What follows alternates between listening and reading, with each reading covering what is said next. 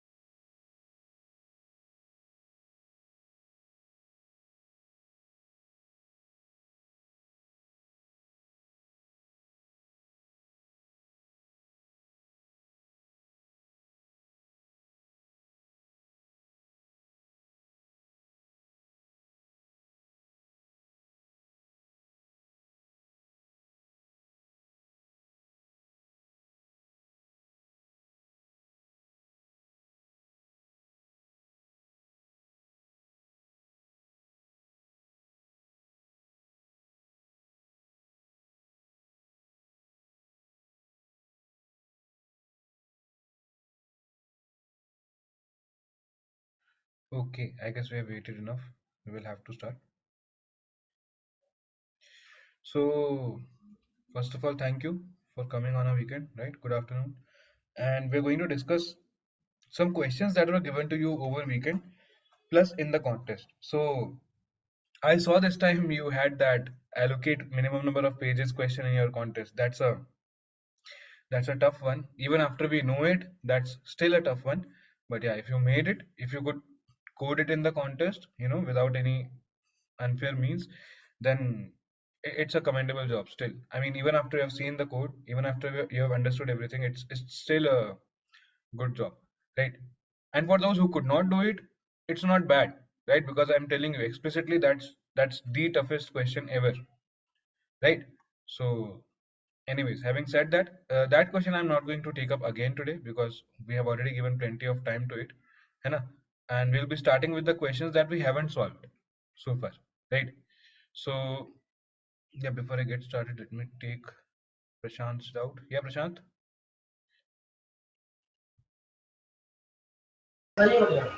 Yeah, good afternoon sir. yeah. Good afternoon. Go ahead. Sir ये बोल रहे थे कि back space string comparison sir Hmm. Sir back अच्छा, why I haven't space taken string comparison वाला कल एक क्वेश्चन आया था सर, वो नहीं बना सर। वो नहीं बना क्या? अरे कोई नहीं, that's very easy. We will see I am that audible also. Sir? Yeah, yeah, you are audible. We will. Hello, am I audible sir? Yeah, you are, but probably I am not to you. So we will hello, take it up. Just a second, let me just put it on chat.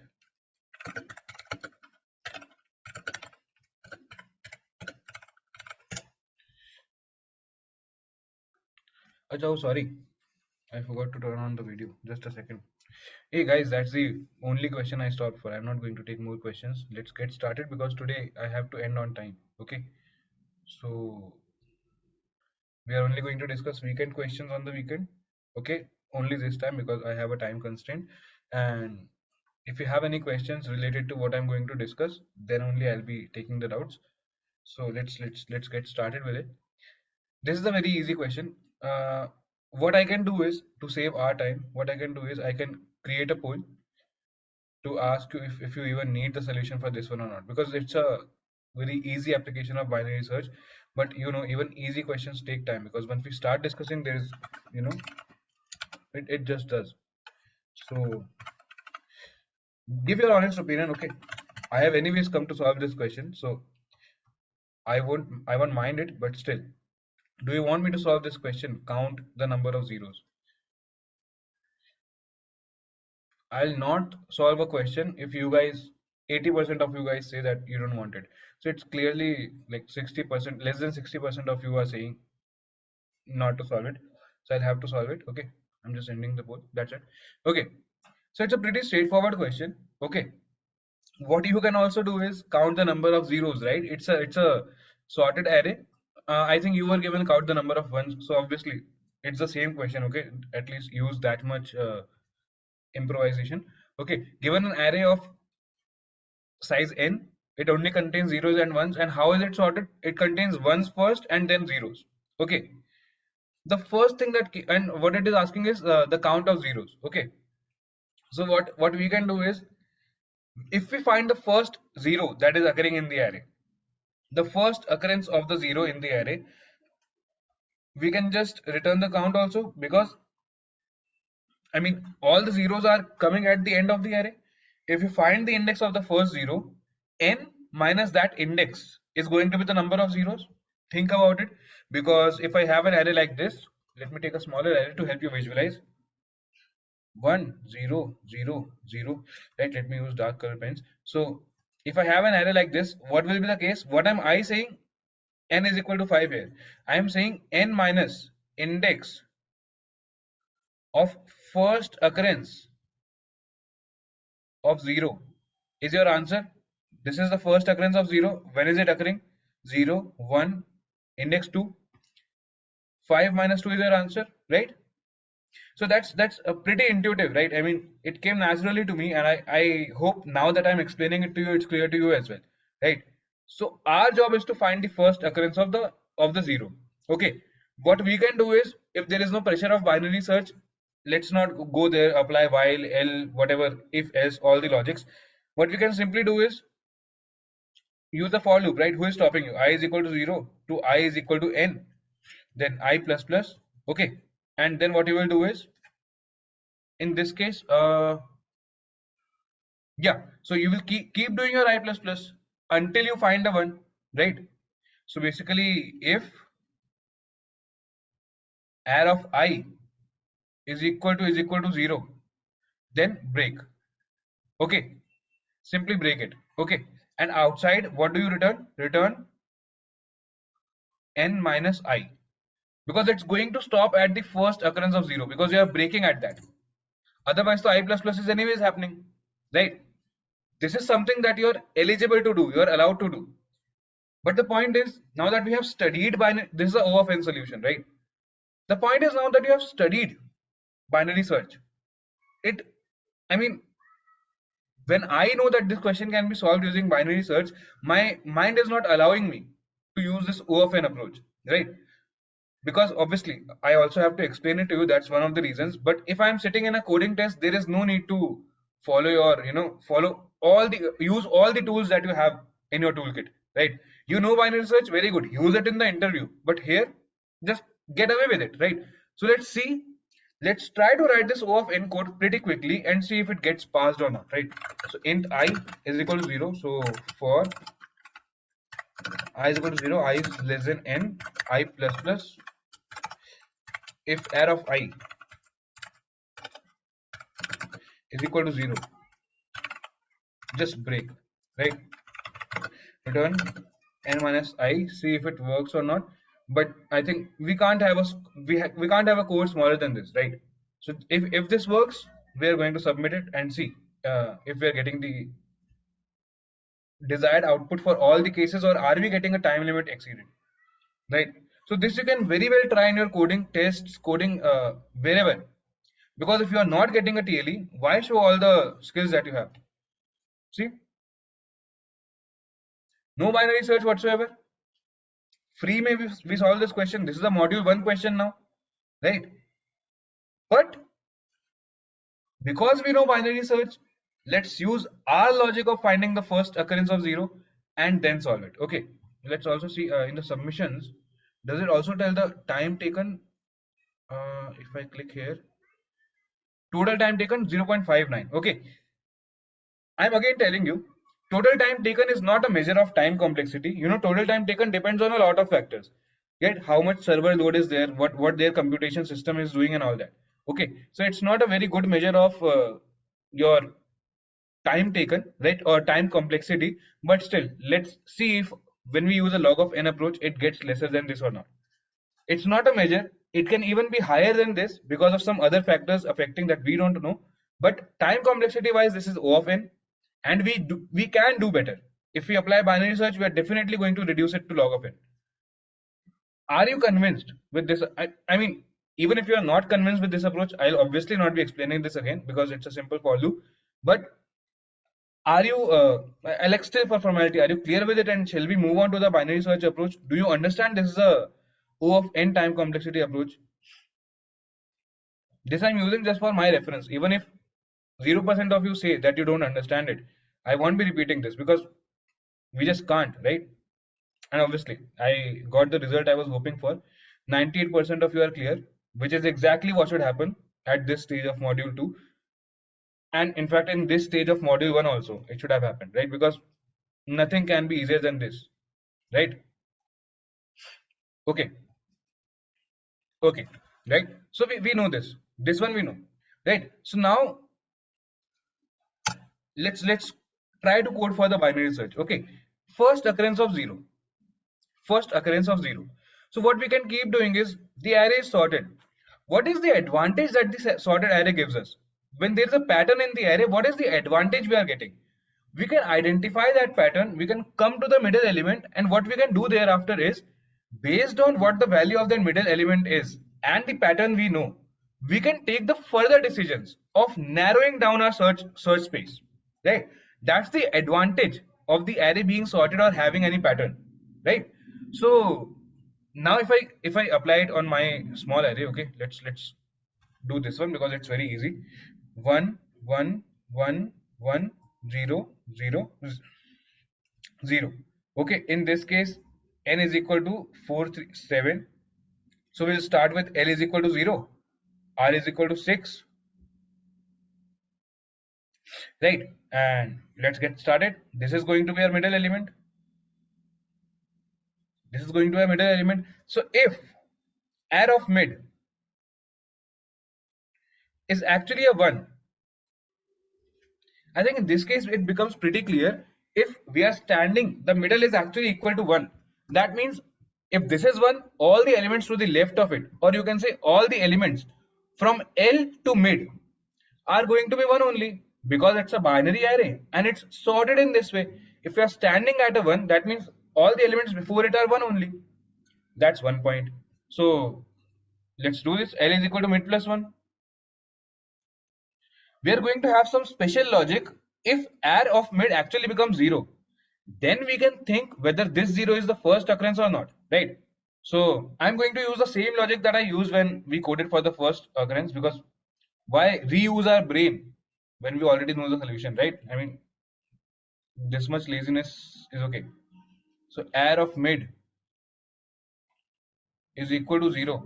So what I can further check is, so now I am standing at an occurrence of 0. Okay, this is a 0. I'm not sure if this is the first occurrence or not. So now what I will figure out is, now I need to figure out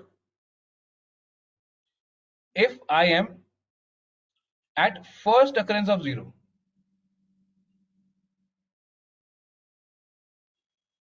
That is what I need to figure out, right? So what I'll do here is, if array of mid is equal to 0, what I'll do here is, if mid is equal to 0, that means the element in itself is the first element, then definitely this is going to be the first 0 also, right? Because it's the first element of the array.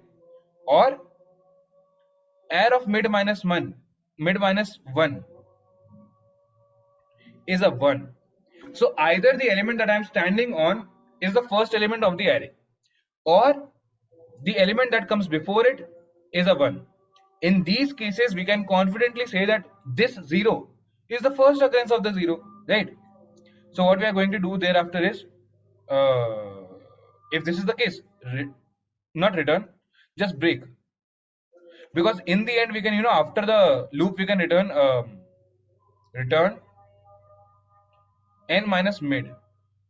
Okay, return n minus mid, right? So this is what we are going to do.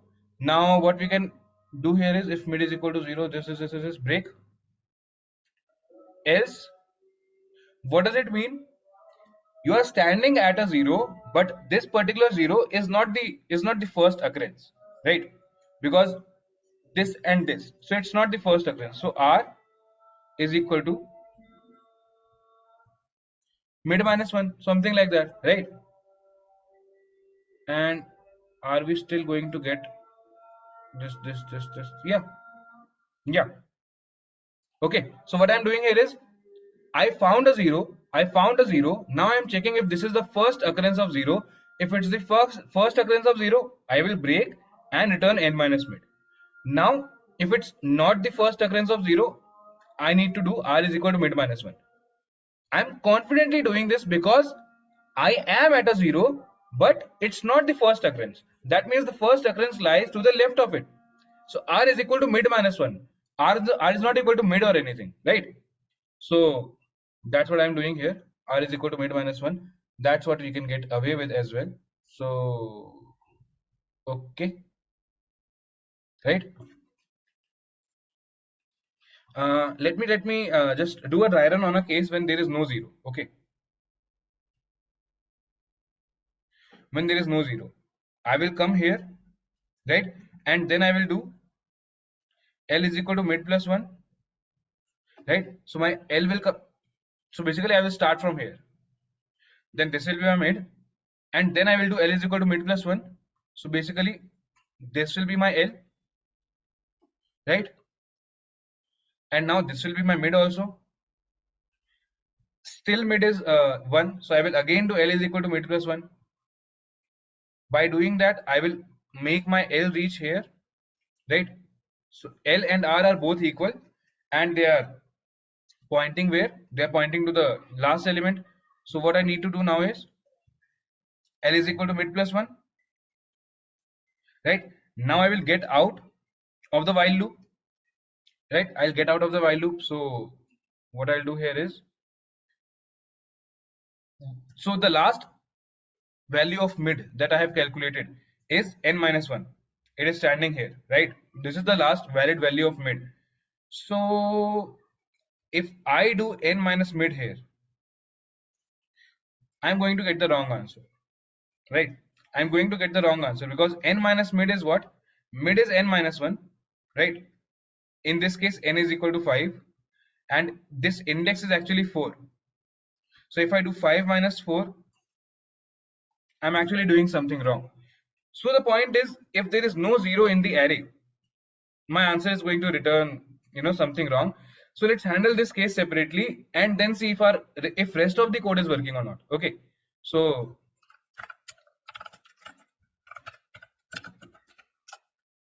sorry. Now int L 0 R is equal to n minus 1. This is one thing. Okay, L is 0, R is equal to n minus 1. Now let's apply the whole first occurrence logic on this particular thing. Okay, the first occurrence thing, while L less than equal to R, what we can keep doing is, first of all, let's take a mid, right? So let's take a mid. Basically, this condition ensured that now we know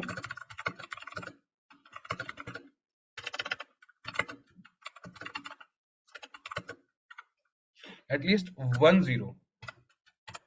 है ना? Anyways, so while L is less than equal to R, what we are going to do is mid is equal to L plus R by 2. Today I'm also going to tell you the other way of calculating mid. I mean, it's going to give the same value only, but just a different way of writing this whole thing. Anyways, mid is equal to L plus R by 2, and if R of mid is equal to 1, pretty straightforward. If R of mid is 1, that means we don't need this, right? We need the first occurrence of a 0. So let's just move on. L is equal to mid plus 1, right? Else if, so basically else if I don't need to explicitly check if my R of mid is 0 or not, because if R of mid is not 1, it's going to be 0 only. So I can just check if this is the first occurrence of 0, right? Else if mid is equal to 0 or R of mid minus 1 is a 1, right? What we are going to do is, we are going to break here. We are going to break here, right? We are going to break here. Else, so this is the case when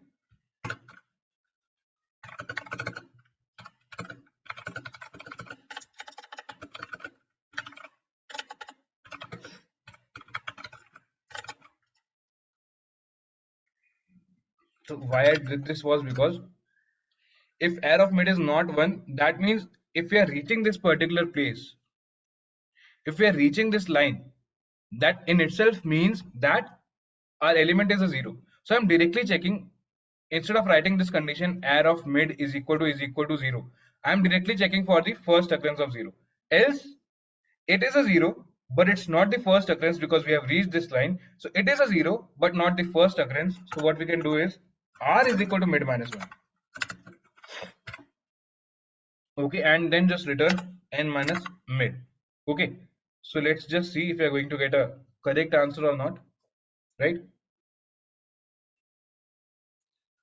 Here we are getting a correct output. Let's try to submit and see if it gets submitted for all the ones. And let me take Vipin's doubt till then. Yeah, Vipin.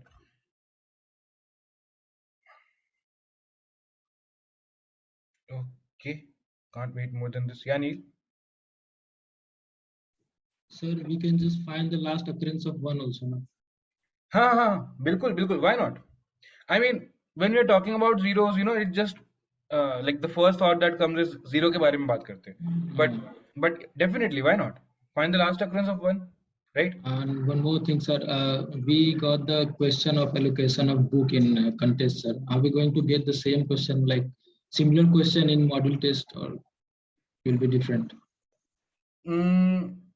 I mean, like we can, right? I mean, there is a theoretical possibility because we have studied this, but I mean, yeah, that's all I can, like, that's all I know, right? I mean, question level would be like that level, book allocation level. It could be, right? But if there is a question of that level, there is a high chance that it will come from the pool of questions that we have already solved, right? Okay. So maybe instead of don't get worried and don't go to the internet to solve such questions. Don't waste time there. Okay, I will recommend you that honestly. Maybe spend some time on solving more easy questions of binary search. What you can do, however, is there is a similar question. Capacity to ship packages in D days, right? Yeah, I've done that, sir. Yeah. Very good. So if you have done that, if you have done this, and uh, there is also one question, Kevin and his fruits. And That also I've done, sir. in the बस फिर क्या है? फिर पूछना ही क्यों है? If we are going to get a tough question, it's mostly going to be from the pool of questions that we have done. There is only one question, minimum number of days to make M bouquets. This is a question that we did not solve, and it's not something straightforward. So maybe this is something where we kind of got shocked, right? Or this was a new thing to us. But once you solve the question, I don't think it should be an issue. So for others, in this lecture codes document, on the day I solved minimum number of pages to allocate that one. Yes. I also put the link for another question. So allocate minimum number of pages, right? Yeah. I also put the link for Kevin and his fruits, and I have also shared this particular link. I said link. I also put the code for Kevin and his fruits, and I've shared this link, which is actually taking you to the Coding Ninjas link where the question originally was taken from. Here, problem statement, everything is given. You have that as well, and what you have other than this is approaches. So this is a brute force approach that they have given, and this is the approach that I have coded with, right? I mean, I took it from here only. So approach 2, this is the optimized binary search approach. If you know the minimum allocate minimum number of pages question, this is going to be like on a similar lines only, right?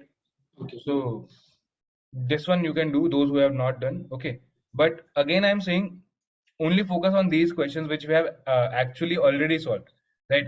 Other than this, if you want to solve for binary search, go to LeetCode, solve the easy problems. Do not waste your time on these type of questions, okay?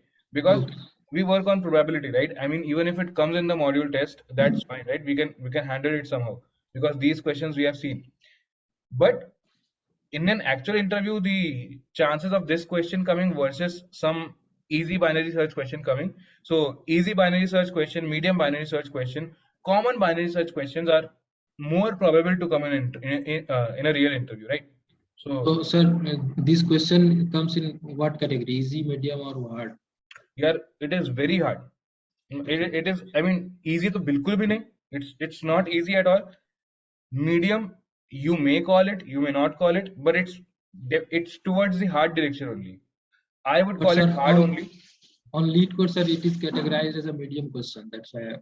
वो तो ठीक. Lead codes medium is Yeah. the best set of DSA questions. Okay. Lead code hard can also be good, but hard is actually very hard. No one wants to go there. But lead code medium is the most ideal set of questions. Solve easy when we are learning the concepts, solve medium towards the interviews and all, right? If some company is going above lead code medium, just let's call it a bad day and move on. But do not waste your breath on solving hard questions. The time it will take you to solve one hard question, you can solve maybe 3 medium or 2 medium, 2 easy questions, right?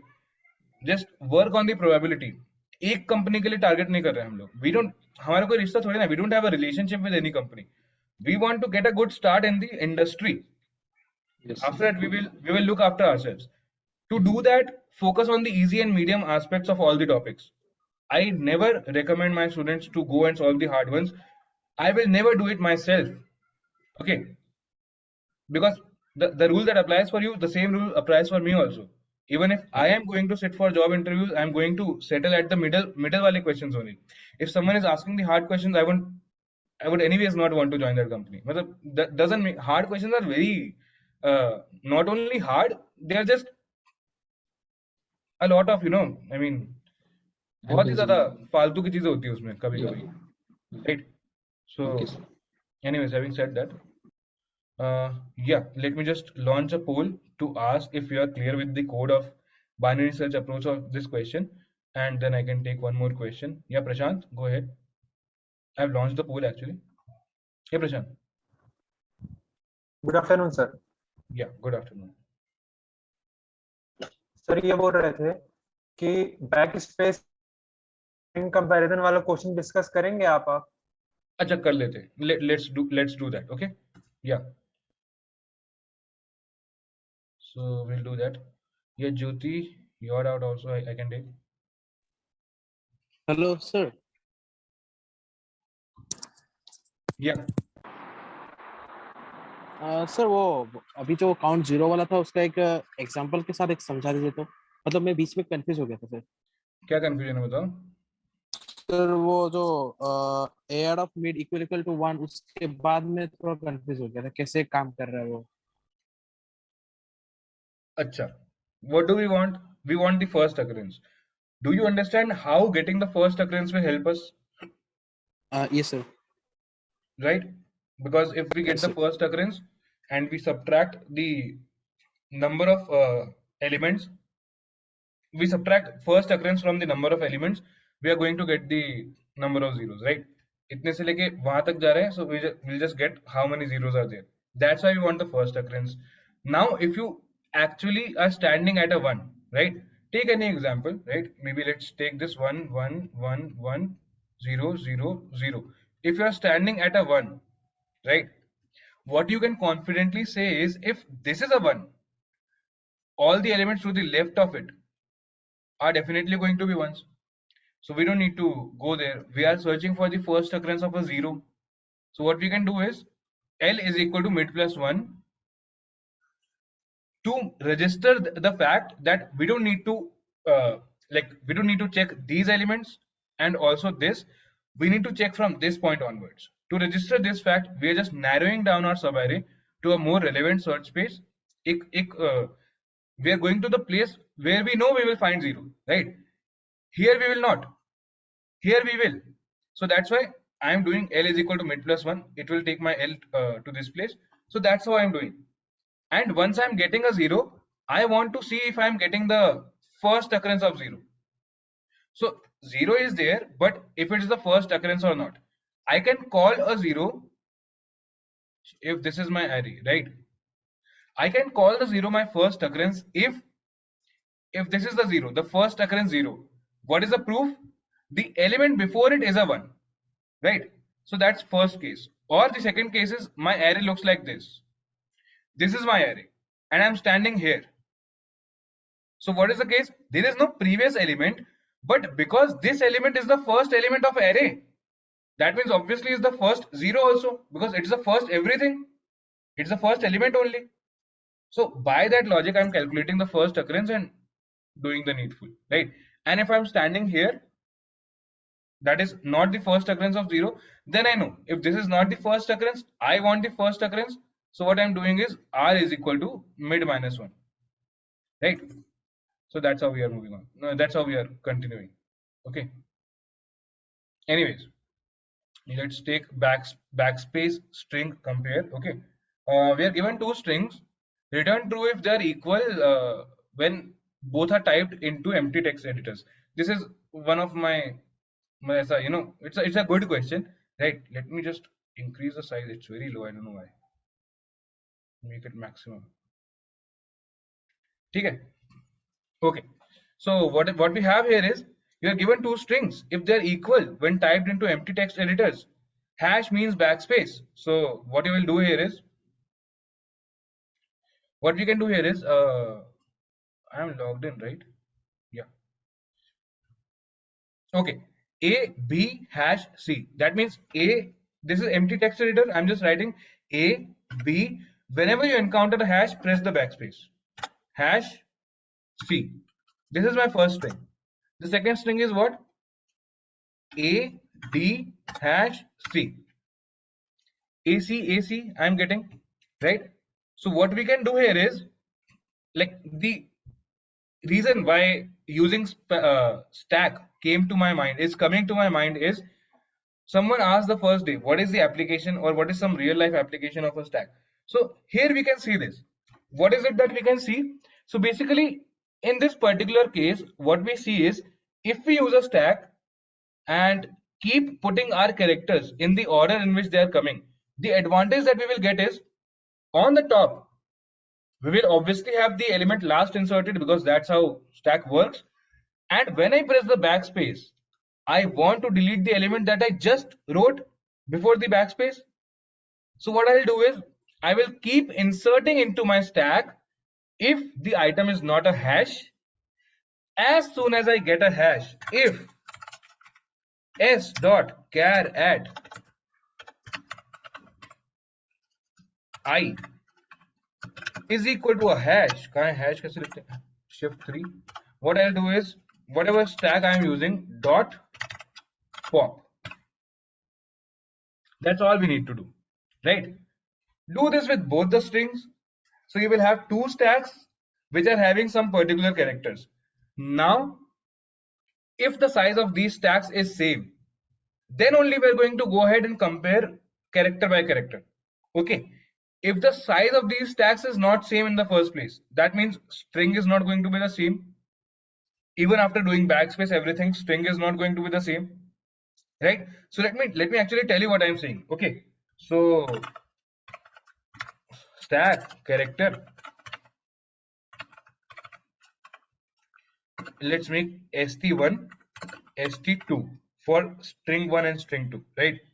st1 st2 like this. st1 is equal to new stack, right? Same goes for st2 as well. Sorry, st2.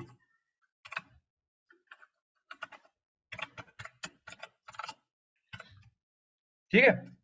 So now what we have here is, let me show you what I was talking about actually, right? So एक for loop चलाओ, simple for loop for int I is equal to 0, I is less than s dot length,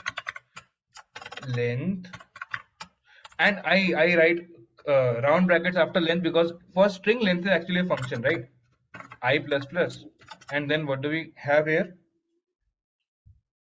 I want to put my elements into the stack, right? If s dot char at I is not equal to a hash, hash, shift 3, push it to the stack. st1 dot push this character. Now let me just copy it from here. We'll write this much again and again.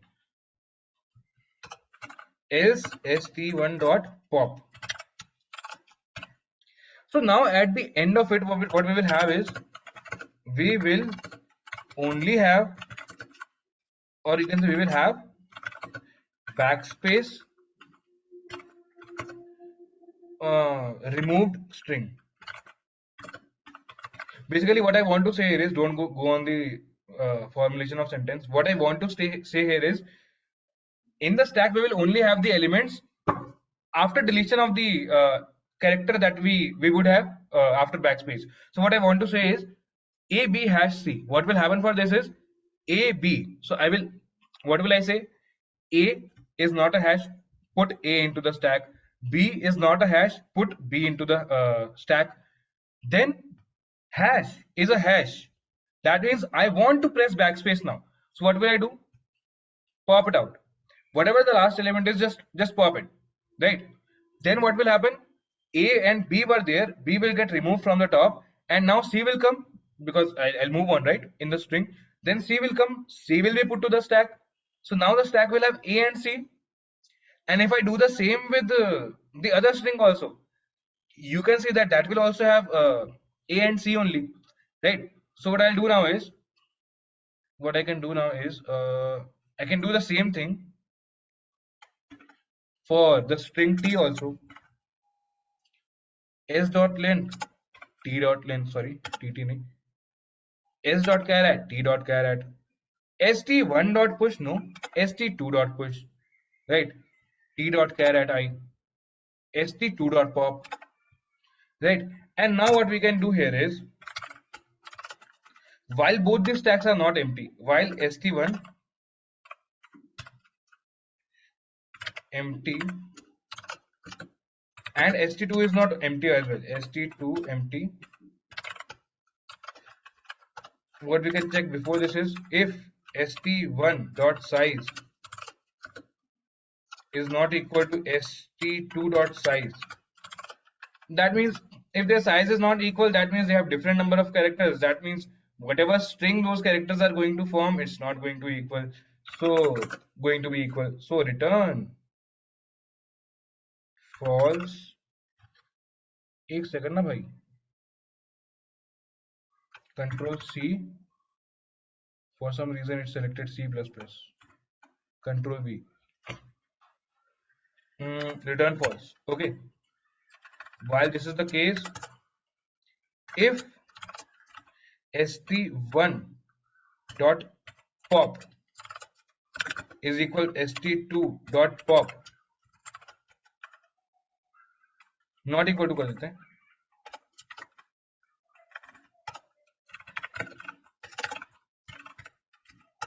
अगर ये सब होने के बाद भी आप यहां तक पहुंच गए तो congratulations, return true. Why? Reaching here means you have populated the stacks correctly. The size is actually equal, because if it were not equal, you would have returned false. On popping each of the element, what came out was the same characters only, right? Because you never returned false in the while loop as well. And now that the stacks are empty, which they will be together because size is same, and at each operation you are popping both the stacks. So what will happen? If you have reached here, that means both the stacks are empty.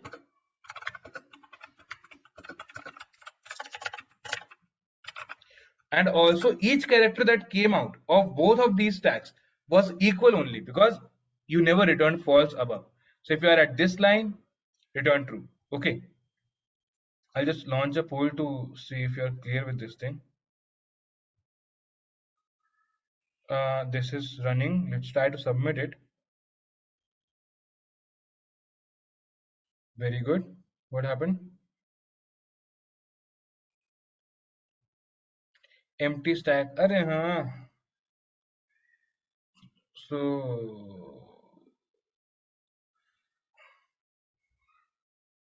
okay, else if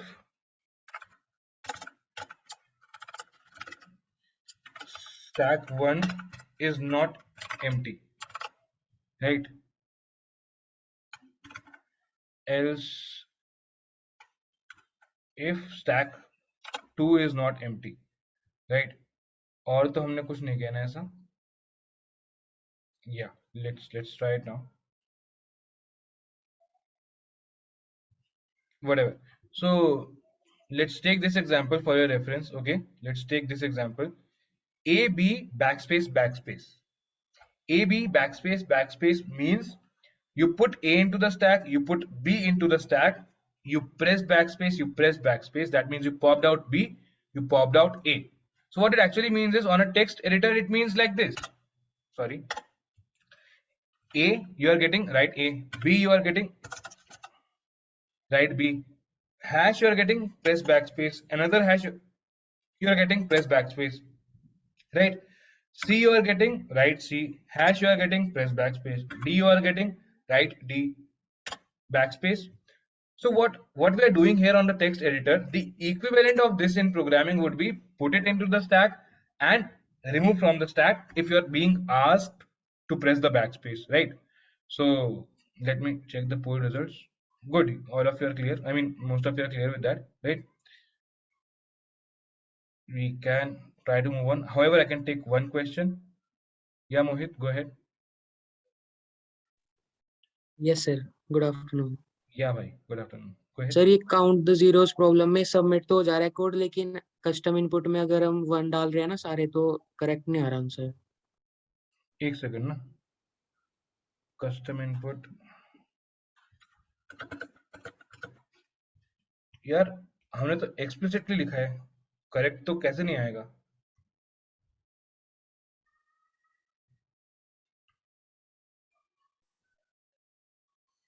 See, I think you missed this line when I said this.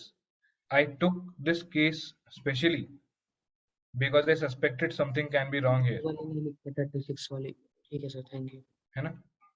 No issues. Okay. Cool then.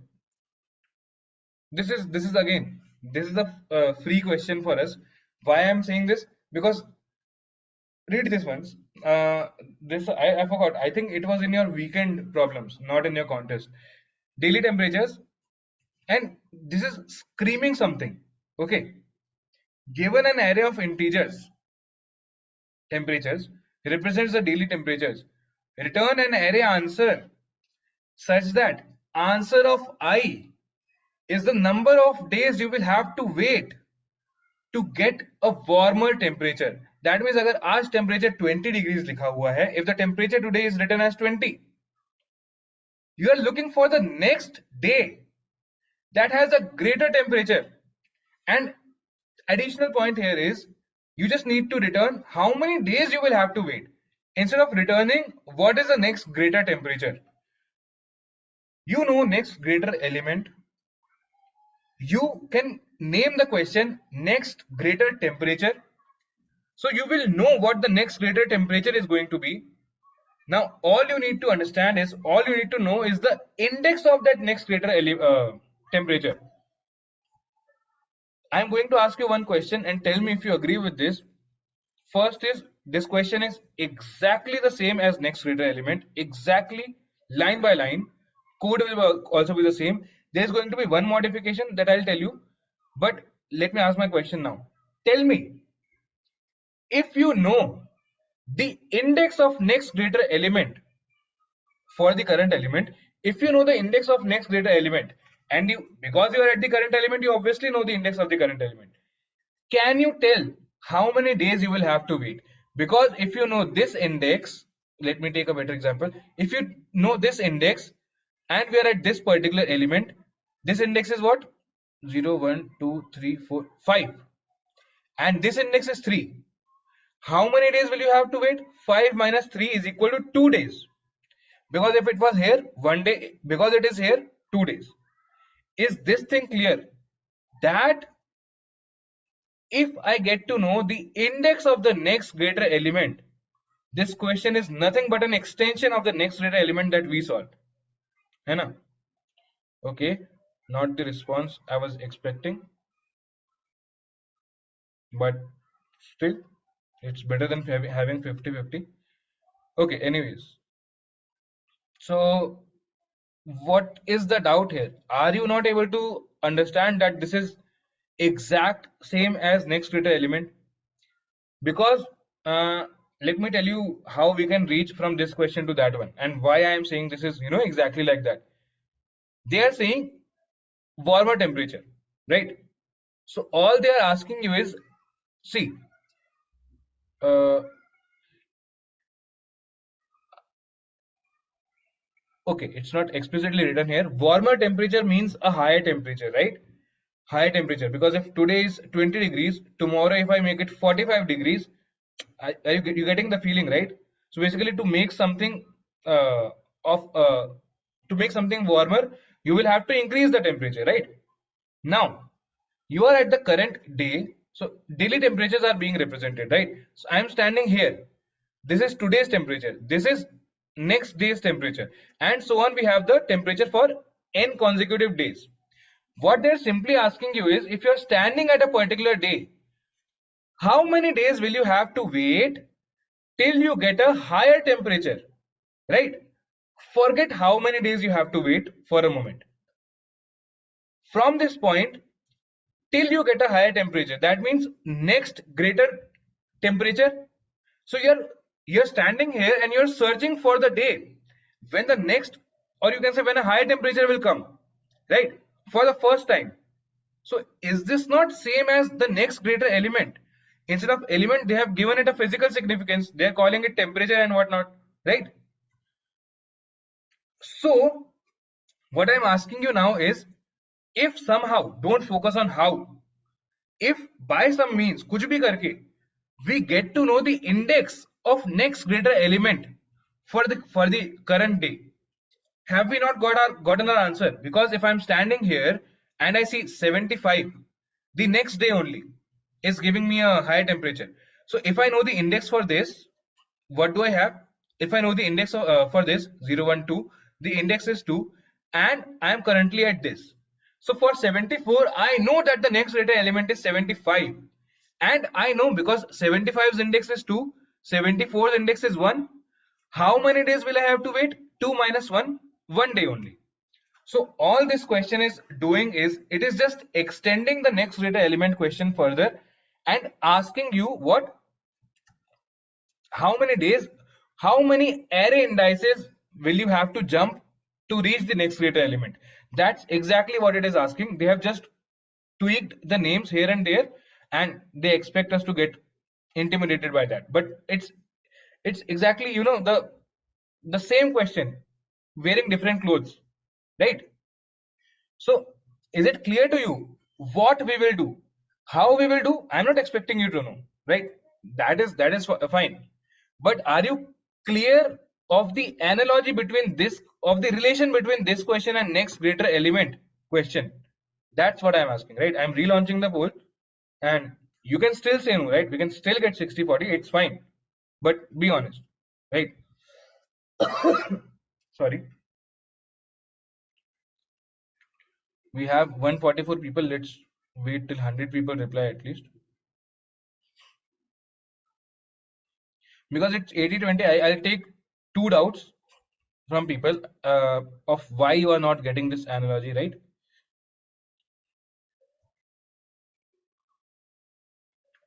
Okay.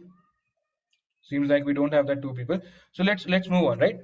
So now, what I want is, you remember that day we were storing the elements into our stack, right? We were storing the element into our stack, and what we were seeing is, we had a case like this, right? Like 2, 3, 1, 8, 9. I mean, it's not probably a very good example, but still, let's get started. We had an empty stack. So for 9, what we decided was, because the stack is empty, that means there is no element which is inside the stack and is greater than 9. Element being inside the stack means it occurred after 9. So basically, because we are moving from right to left, we already had some elements in the stack when we were reaching a particular element, right? And now if you compare 9 and see the stack is empty, so basically 9 does not have any next greater element, and you will push 9 back to the stack. Okay, now for 8, what do you have? You will check the stack. The topmost element is greater than 8. The topmost element is also the closest element to 8, because how are you pushing the elements? You're moving from right to left, right? So basically the recent most element the most recent element you can say that you have pushed to the stack is the most leftmost element, because अगर आप यहाँ से लेके इस direction में you are pushing the elements to the stack from right to left, what is going to come at top? The leftmost elements are going to come at top, right? So that means for 8 if you are checking and 9 is at the top of the stack and it's greater also, 9 is the next greater element, right? And then you will push 8 to the stack. For 1 again 8 is going to be the next greater element. For 3 what's going to happen? You're all these elements that are there in the stack are to the right of 3. So all of these are probable candidates for becoming the next greater element.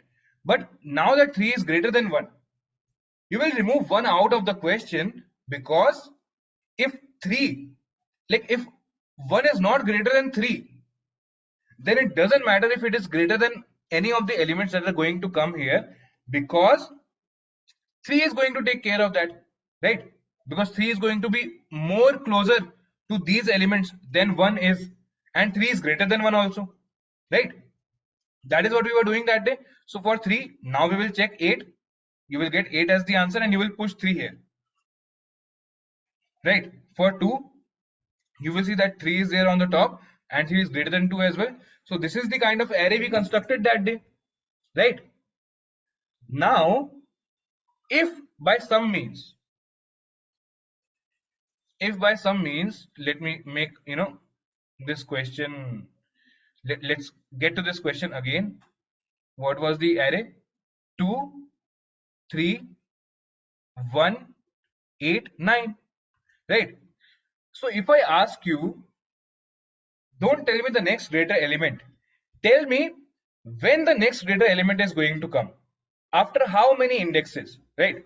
So for 9 it's not going to come. So what they have told us in question is, if there is no future day for which it is possible to have a higher temperature, just keep your answer as 0. Okay, so for 9, because there is no future day at all, we're just going to give a 0 here, right? For 8, what are we going to do? 9 is the next greater element, right? So this time what we are going to push to the stack is 9 along with its index. Okay, there is a data structure in Java that's going to help us with it, but don't worry as of now. We are going to push 9 along with its index, right? So what we have here is 8 is present, and you will see that the element that is in the stack is actually greater than 8. That means you have found your next greater element. Now what you need to do is, you need to tell them after how many array indexes or after how many days will you get the next greater element. So what you can do there is, this element's index is 3, this is 2, this is 1, this is 0. So what you can do for this element is, the number of days it's going to take is this number minus its own index. So it's going to be 1, right? And then you are going to push 8 along with its index to the stack. Okay, then what are you going to get? For 1, what you're going to do is, again you are going to check the stack top. So yeah, this is greater than 1. That means you have found your next greater element, but this time your job is to tell them how many indexes or how many days after this will the next greater element come. So how many days? 3 minus 2, that is 1 again, right? Because if you jump 1 index from here, you are going to get 8. Same for this, if you jump 1 index from here, you are going to get 9, right? So that's what we are doing. Now this is where you will understand it more clearly. So you will push 1 comma 2, that is index of 1, to the stack. Now what you will get here is, you are having 3 and you see that it's not greater than, you get 3 and you see that the top of the stack is not greater than 3. So basically this is not going to qualify as the next greater element. So we are just going to get rid of this. Okay, we're just going to get rid of this one. And now what we have here is, we have 8 at the stack top, which is greater than 3. So what we will do is, how many indexes will we have to jump, or how many days will we have to wait? 3 minus 1, that is 2 days, right? And then you will push 3 comma 1 to the stack. And what will we do here? How many days will we have to wait from 2 to reach 3? 1 minus 0, that is 1. Okay, so let me prove to you the result that we have gotten here, right? For 9, it's not possible to reach a higher temperature. Okay, for 8, if you jump 1 day, you are going to get a bigger number. Yes, that's happening. For 1, if you jump 1 day, you're going to get a bigger number. That's also true. For 3, if you jump 2 days, you're going to get a bigger number. Because if you jump one place, it's not a bigger number. But if you're jumping 2 places, you're going to get a bigger number. For 2, if you jump 1 day, you are getting a bigger number. Right? Is the approach clear to you? If we push the indices also along with the stack element, along with the element, we can basically answer this particular question, right? And there is a very basic data structure in Java. We are not going to get much into theory of it. I'm just going to tell you what it stores, and then we can use it to solve our purpose, right? We are not going to, like, it's not a data structure for which we are going to have a whole class and theory. It just has one utility, and it's very easy to understand it, right? So do you see this kind of data structure? So basically inside of stack, what do we want to store? Generally we store integer, character, boolean, long, all that stuff, right? But this time we want our data to be in a pair format, right? We want our data to be in a pair format, not a simple integer or character, right? So that's exactly what Java provides us with, right? That's exactly what is the name of our data structure that we are going to use, pair, right? So what we can do is, how we define it is pair. We want an integer pair, right? So integer comma integer p1 is equal to new pair, right? Is equal to new pair. Okay, so that's how we make a new pair, and all we need to do is all we need to do here is we can just put the values here, whatever we want to decide, right? So every time we'll be inserting to the stack now, what we can just do is st.push new pair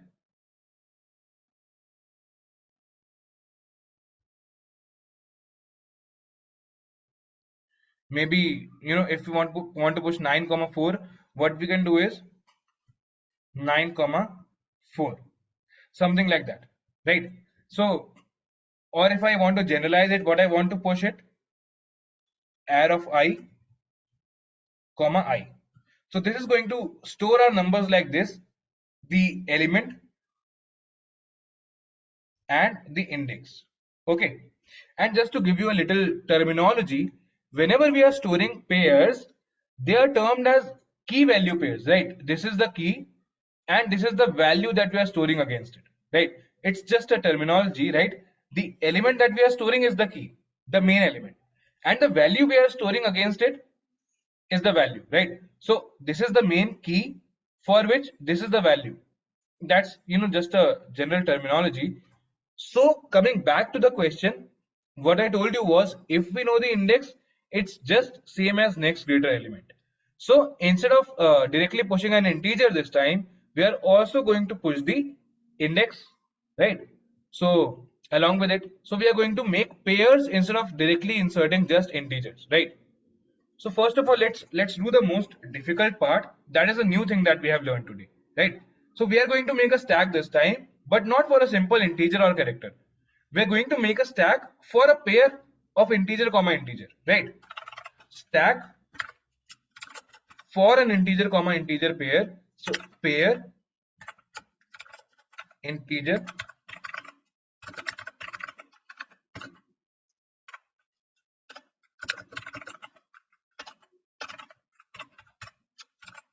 okay. So instead of the normal integer that we write, we wrote this pair integer comma integer, because this time we are going to store integer integer pair, right? Now what we are going to do is, we are just going to exactly write the same lines as we wrote for the next greater element. What did we do for next greater element? We started checking from the backwards, right? and then we maybe pushed the element to the stack whenever required. We analyzed the elements that are already present in the stack. Like that we were proceeding, right? So what we will do here is same thing. For int I is equal to n minus 1, we can define what n is. I greater than equal to 0, I minus minus, right? That is what we did. That is what we are going to do here. Okay. Temperatures, I am just renaming this. I am renaming to maybe ARR, just so we can keep writing it frequently, because we will have to compare temperatures a lot of time. So I'm just writing it as ARR. Okay. Int n is equal to, or let's name it temperatures only, because it's a more meaningful name, right? I want you to understand that that's also important. है ना, temperature ही रखते हैं because that's a meaningful name. ठीक है, there is no syntax error that we are doing if we change from temperatures to array. I know you know that, but because it's just a more meaningful name, I'm just retaining that name, right? So n is equal to temperatures dot length. Okay, stack I have made. I is equal to n minus 1, I greater than equal to 0, I minus minus. So for the next greater element, now what do we have? We have a stack that we are maintaining, and for every element what we want to check is if there is an element in the stack or not, right? So if stack is not empty and the element at the top of the stack is greater than my element, st.peak is greater than my element temperatures of I. This is a clear-cut case for me. So what I can do here is I can just assign. Okay, one thing that I will also have to take is an answer array, right? Because I want to find the how many days it's going to take to get the next warmer temperature for all the days, right? So int days or int answer is equal to new int n, right? Because I'm going to do it for all the days. Okay, now if I am getting this condition that the element present in the stack is greater than the element that I am currently considering, that means we have seen a day that's going to come after my current day, which has a temperature greater than my current day. Now what I want is I want to get the index of this particular element, right? So there is a function in pair get key that gives you the key, that is the first element. Then there is obviously a get value function that gives you the second element. So let me show you what I mean here. So if st.peak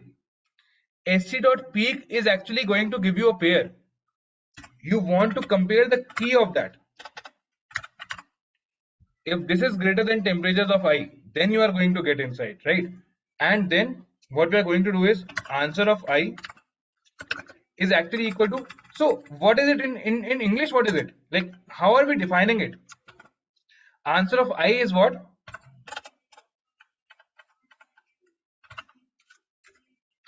Answer of I is equal to what? Index of next greater temperature minus current index, or you can say minus I. That is what you want to store. So what is the next greater temperature? The temperature that is present on the top of the stack. So st.peak. So st.peak is giving you the pair, the top pair. Isme what you want is you want the index, which is stored as a value. So get value. First time you did get key, that is returning you the temperature. This time you are doing get value, that's going to return you the value, right? So get value minus I. Also what we do in case of that is st.push, new pair. So this is how you can define it, right? Integer comma integer, and then you can pass the values. What? Arr of I, not arr, temperatures of I, comma I, right? That's what you can do as well. Okay, This is one case. This is the best case where we are getting our answer, right? So what? Okay, I want to show you an optimization, or you can say a better case of what we were doing that day. You remember that day when we put our while logic, the code became very complicated, right? So I am going to perform that while logic on the top itself, right? I am going to perform that while logic. What was that logic? If my stack does not contain an element that is greater than my current element, that means I simply need to assign a 0 there. Or maybe if my stack does not contain it on the top, but eventually if I keep removing the smaller elements, ultimately I will reach an element that is greater than the current temperature I am considering. So that is why we run the while loop. So I will do it on the top of the for loop only, so that after running that while logic, I will have my correct position in the stack, right? So basically what I'm saying is, while stack is not empty and my stack dot peak dot get key is lesser than my temperatures current element, right? What I'm going to do is I am just going to keep popping the elements, right? So at this stage what I have is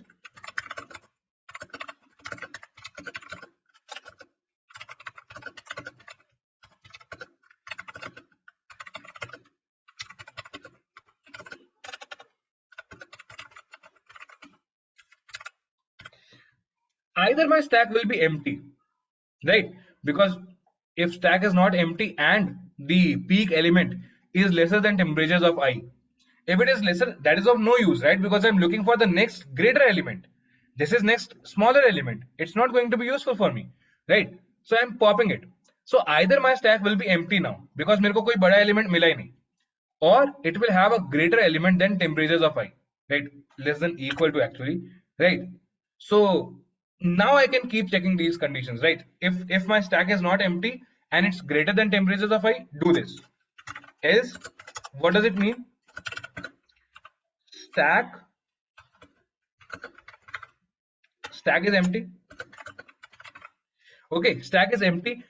Why does it not mean that the stack is having an element that is lesser than my current element?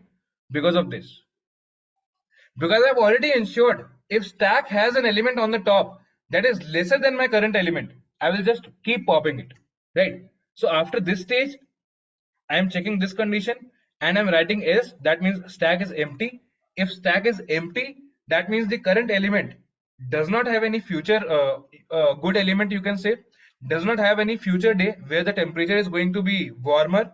So what I can simply do is answer of I is equal to 0 and stack dot push this same thing, right? Because while answer for this might be 0, this might become the answer for someone else, right?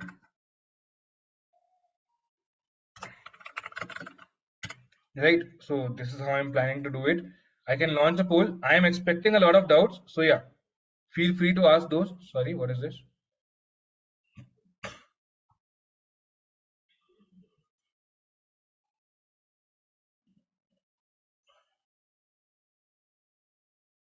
What happened? Oh, get key is a function.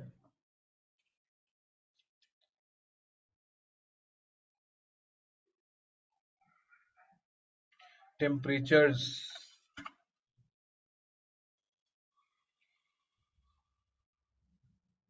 Cannot find the symbol. Okay, I made this mistake a lot of times. That's not a very good thing. Get key here also. It's a function. Temperatures get value is a function. That's correct. Okay. Now it seems fine. Let's see. It's giving us the correct thing.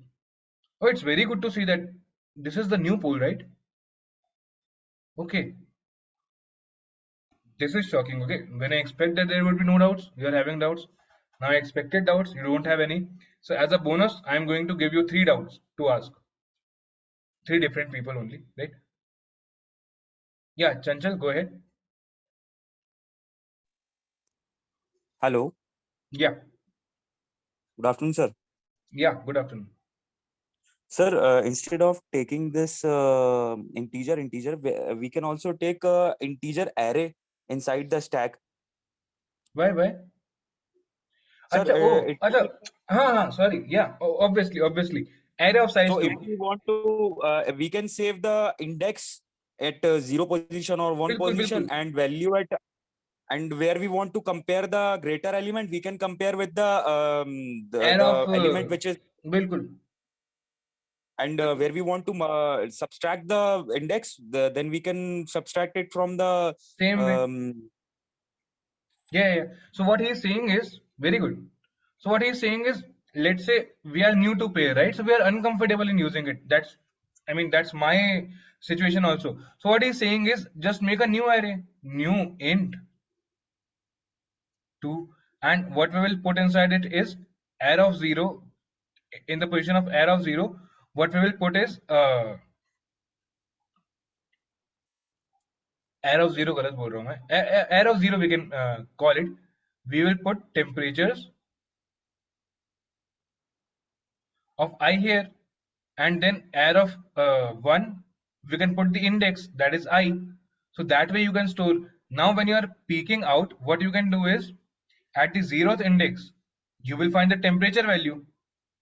At the 1 index you will find the index, right? So you can definitely do this. In fact, I would insist that you try this on your own, right? This particular implementation. Very good, Chanchal. Yeah, we can do it, right? And any more doubts? thank you, sir. Anyone else? Sure. Yeah. What's your Sir, name? Ritin. Ridin, जो लिखा हुआ है. Yeah. Sure. Okay. Sir, I want to ask two things. One, we can just work with just the index number, right? Because if we have the index temperatures of 5, we will get the value, right? So we can avoid making a stack of either pair or an array, right? ये भी सही है. हाँ. I don't know why when I saw this question in the morning, मेरे मन में आया कि pair से store करते हैं. Because even I don't use pair a lot. But yeah, this is very straightforward. Using the index, you can always get access to the element. So store the index only, right? This is a very big mistake from my side, and I should have been the one to tell you this. But yeah, anyways, very good, Rajat. So store index. Why even store an array? So this one I'm going to give you. Okay, so this one is already preserved in the submissions, but let me tell you what this person is saying, right? Integer. So he wants to store the array, sorry,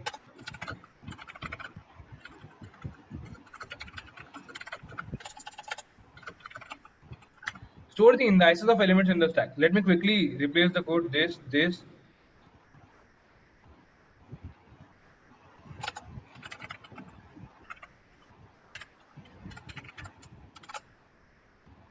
if this is the case, st.pop, this will still remain true. If Control C, Control V, in this case answer of I is equal to, because this is going to give the index directly, right? st.push, not this much hard work, I, else answer of I is equal to 0, st.push I.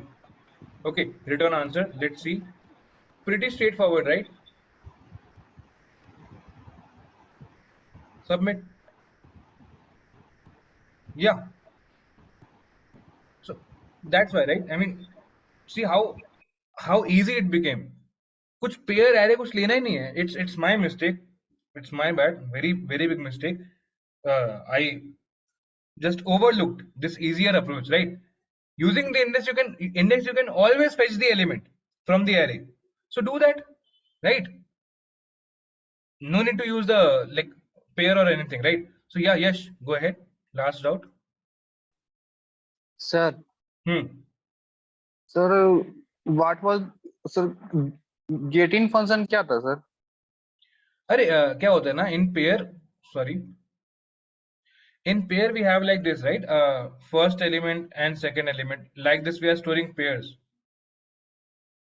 Right? That's what we are doing. So this is actually called as the key. This is called as the value. So क्या होता है ना, from a pair, let's say this is P1 pair, right? This is P1 pair. So you can't, now you want to access these values, right? Either 1 or 2. So if you do P1 dot get key, where P1 is this, P1 is what? 1 comma 2. It's going to give you 1. If you do P1 dot get value, it's going to give you this second value, that is 2. बस वही कर रहा है ना? Okay. Yeah, yes. Sir वो inbuilt है pair हाँ, function के अंदर। पेयर इज, हाँ, जैसे we are using stack, no, push, pop, empty, all the functions we are doing for stack, like that only. Yes, sir. Pair is also from Java library, yeah. अच्छा sir, एक bar code के द्वारा sir dry run कर दीजिएगा Through code से what? Relate करके sir, यानी code के साथ ड्राई रन की कैसे काम कर रहा है थोड़ा सा, बिल्कुल बिल्कुल बिल्कुल. तो Stay थोड़ा on लेट unmute से ज्वाइन only. किए थे। नहीं, देर से भी ज्वाइन नहीं भी किए होंगे तो भी this is something good, this is something we should do. Let's take this example, right? It's not very big also. 30, 40, 50, 60.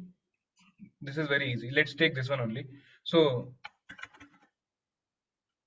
dry run is always a good thing to do. I'm always up for it.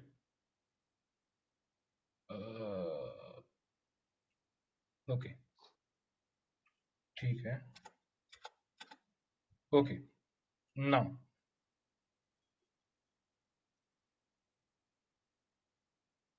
अरे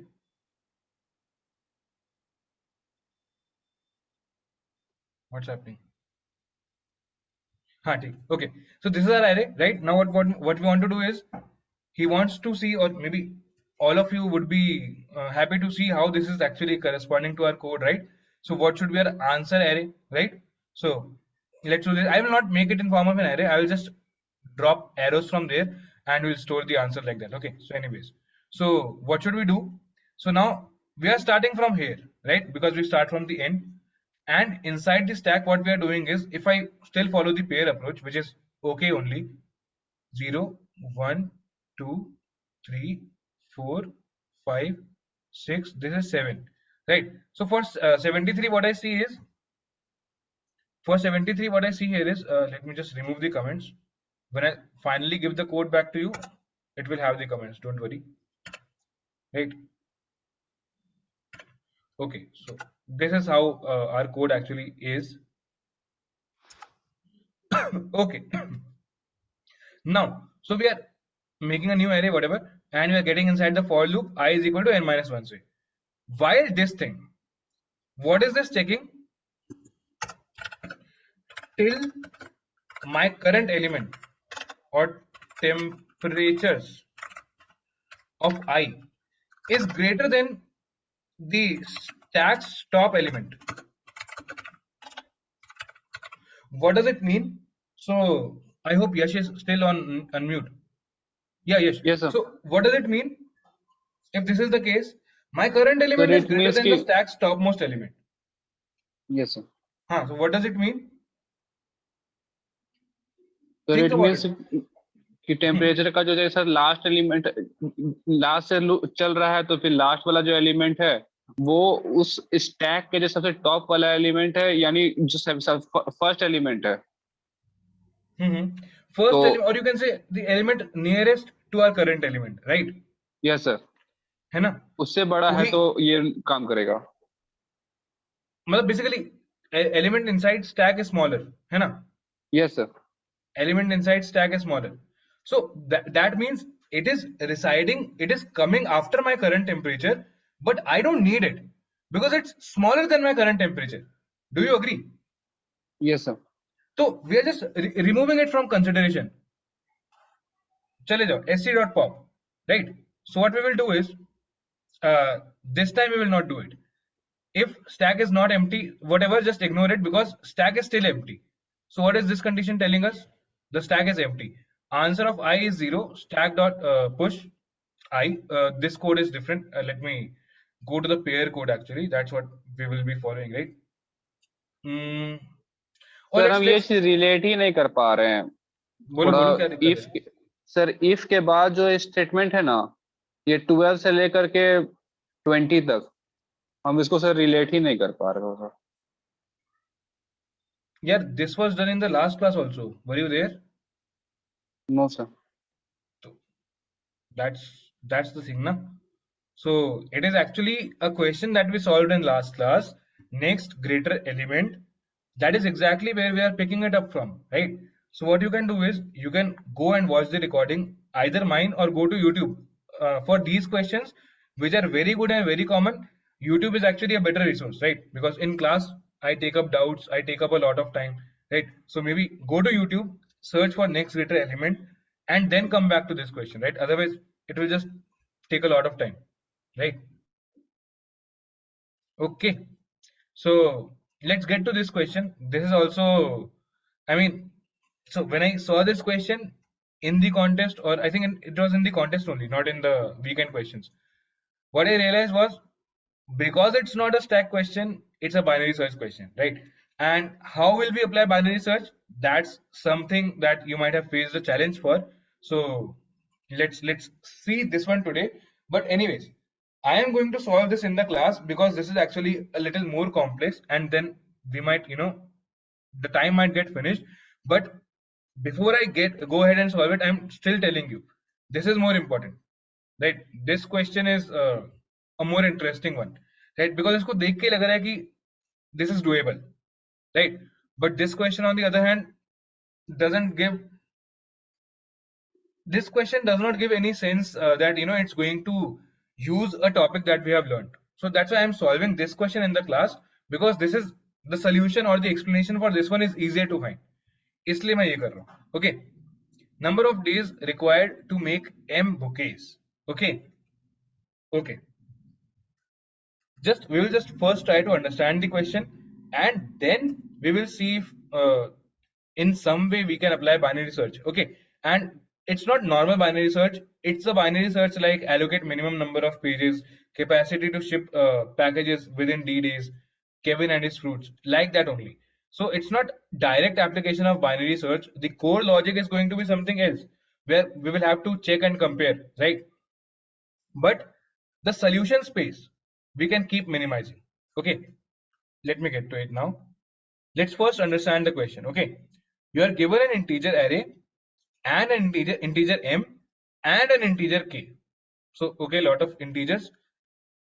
Array diya hai and two integers diye. Okay, by the question I can guess that m is the number of bouquets we are supposed to make. But anyways, you want to make m bouquets.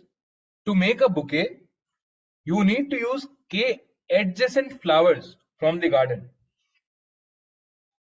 Okay, you are given an array, and in that array you can use k adjacent items to make a bouquet. That's one constraint that we have understood. The garden consists of n flowers, which are actually in our bloom day array. Ith flower will bloom on the ith day, that is bloom day of I day. Okay, so if my array is given, the number that is present inside the array, the element, is actually telling me on which day my flower will bloom. Fine, seems a little complicated, but still, समझ में आ रहा है question, and then can be used in exactly one bouquet. Okay, return the minimum number of days you need to wait to be able to make m bouquets from the garden. If it is impossible to make m bouquets, return -1. Okay, so we are given an array, two integers. One is the number of bouquets we have to make, the other number is these many adjacent flowers we need to use to be able to make the bouquet. That is the second number. Now the constraint is you can't go to the garden on first day and pluck all the flowers, because they have given a constraint that ith flower will grow properly, grow completely, or you can say flourish, bloom on the ith day. The ith day means bloom day of I, whatever the element is placed there, it will bloom on that day. Okay, and then can be used in one bouquet. So let's take this example, otherwise it's going to get complicated. So Bloom Day array is given. Let's try to see if annotation works for me today. This problem has started occurring for some time now. 2. Okay, so this is our array. Now k is equal to 1. This is the good thing, because when k is 1, it will be easier for us to understand. M is equal to 3. So we have to make 3 bouquets, right? And k is equal to 1 means we need one adjacent flower, or you can say only one flower, to make one bouquet. So that way it's easier to understand. Now the thing is, the answer is given as 3. Let's see how this answer comes, right? So on day 1, my question to you is, on day 1, can you tell me how many flowers would have bloomed? कितने flowers उग चुके होंगे properly? So see what this array is telling us. On day 1, this will bloom. On day 10, this will bloom. On day 3, this will bloom. Day 10, day 2. So on day 1, how many flowers would have bloomed? 1. And you need one flower to make a bouquet. So basically on day 1, you can make one bouquet. Similarly, on day 2, what you can say is, on day 2, this flower would have bloomed. So basically this and this are blooming on day 2. So basically now you can make 2 bouquets. On day 3, what will happen? This flower would also bloom. So this and this, now we have 3 flowers. So we can make 3 bouquets only because, k adjacent flowers, or you can say one adjacent flower is required, right? That's why, because you want to use only one flower to make one bouquet, so that way, as soon as we are having 3 flowers, we are declaring that, okay, on day 3, we can make 3 bouquets because only one flower is required per bouquet. So this adjacent wali situation is not really very complicated here. So what we can do is, after day 3, we will have 3 flowers ready, and we can use those 3 flowers to make 3 bouquets, right? So I hope this example is clear, and let me just try to make it a little complex, right? So what we can do is, 3 bouquets is fine, but let me say that now k becomes equal to 2. Now k becomes equal to 2, right? So what do we have now? Day 1 pe we have one flower blooming. That was how it was. That equation is still the same, right? But if you carefully look at the array, okay, before you start jumping to solving the question, even if you look at the array, right, you have this condition. You have this condition which says, where is that? See, how can I make you see this particular thing? This line, ith flower will bloom on bloom day of I, and then can be used in exactly one bouquet. So one flower can only be used to make one bouquet. Once it's used there, it cannot be reused to make another bouquet. So the point is, k is equal to 2. Okay, that means you need 2 adjacent flowers. M is equal to 3. That means at least how many flowers do you need?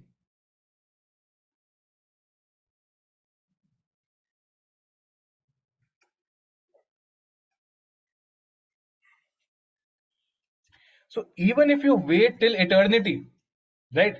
Even if you wait for 70 years, you're only having 5 flowers, no? It's not going to. These flowers will bloom someday. You will make some bouquets, but to make 3 bouquets which are having 2 flowers each, you will have to what? You will have to do what? At least you will have to have 6 flowers. Only then it is possible to have an answer. So do you agree with this constraint that if my m into k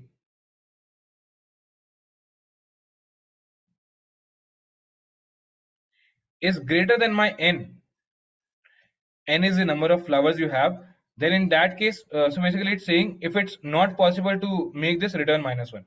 We can return -1. and in the other case we can try to solve. So this is one thing that I want to understand, if you are clear with it. The other thing is, are you clear with the question of what it is asking? So it's basically asking minimum how many days we will have to wait to accomplish this target, right? That's what it is asking. Let me just open the poll, right?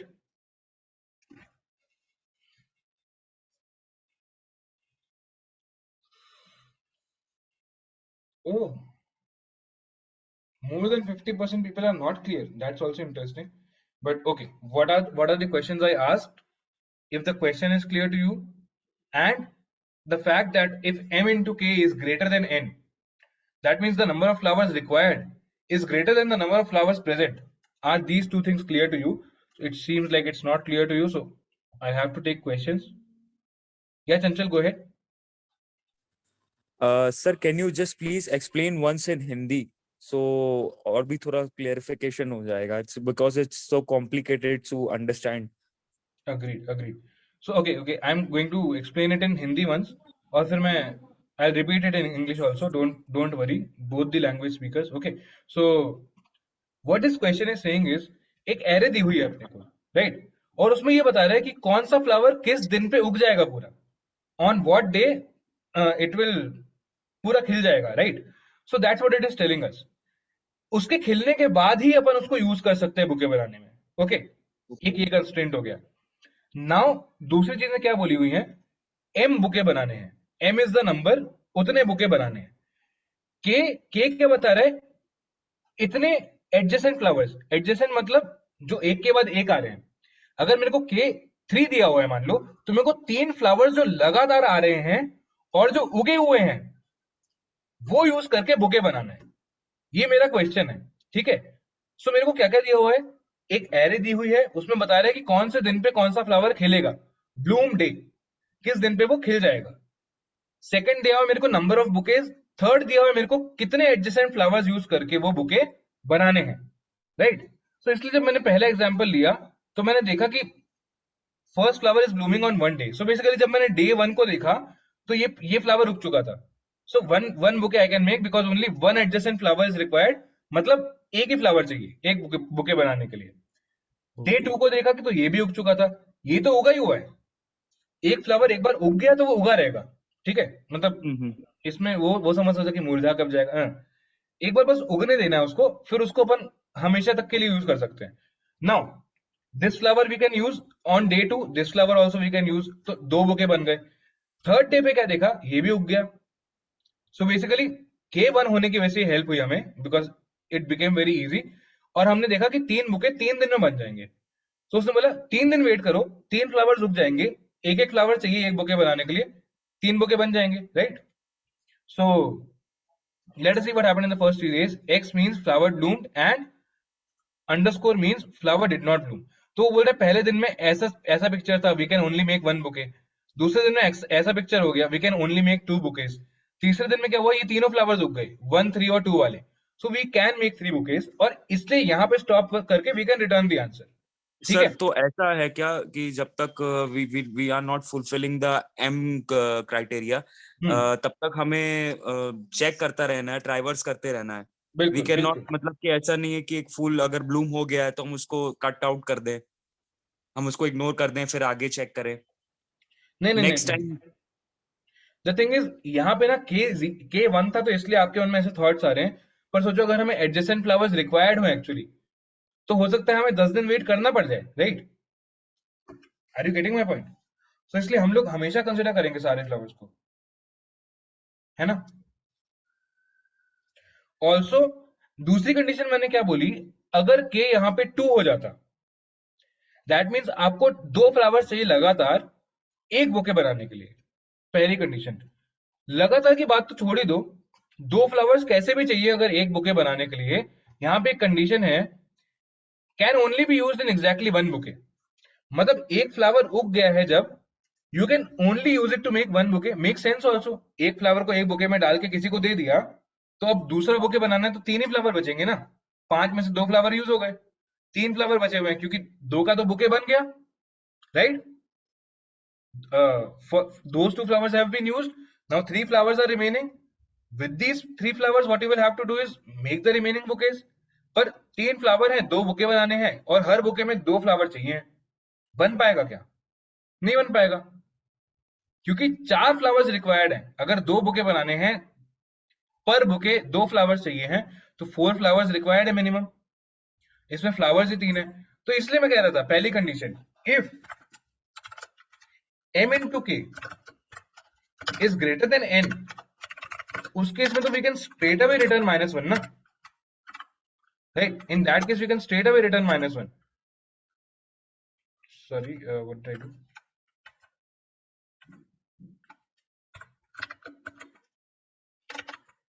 ठीक है.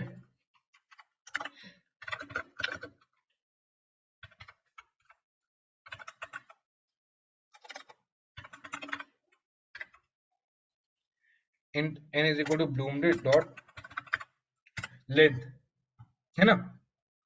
This way you can do it. Now ये तो मैंने ऐसे लिख दिया because this condition is very obvious.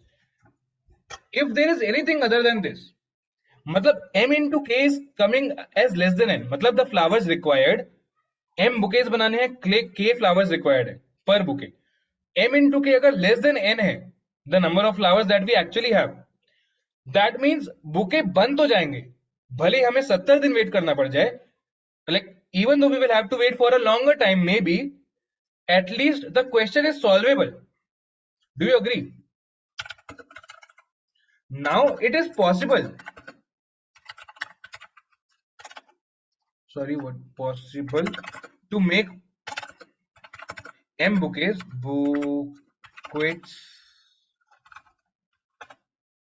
ऐसे लिख देना बुक, हाँ सही लिखा, m bouquets no matter how many days it takes, right?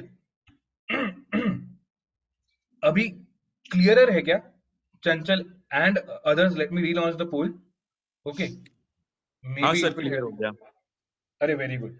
So all I expect from you guys is question clear हो जाना और this one condition, only this one condition of invalidity, कि कब अपन सॉल्व नहीं कर सकते, राइट?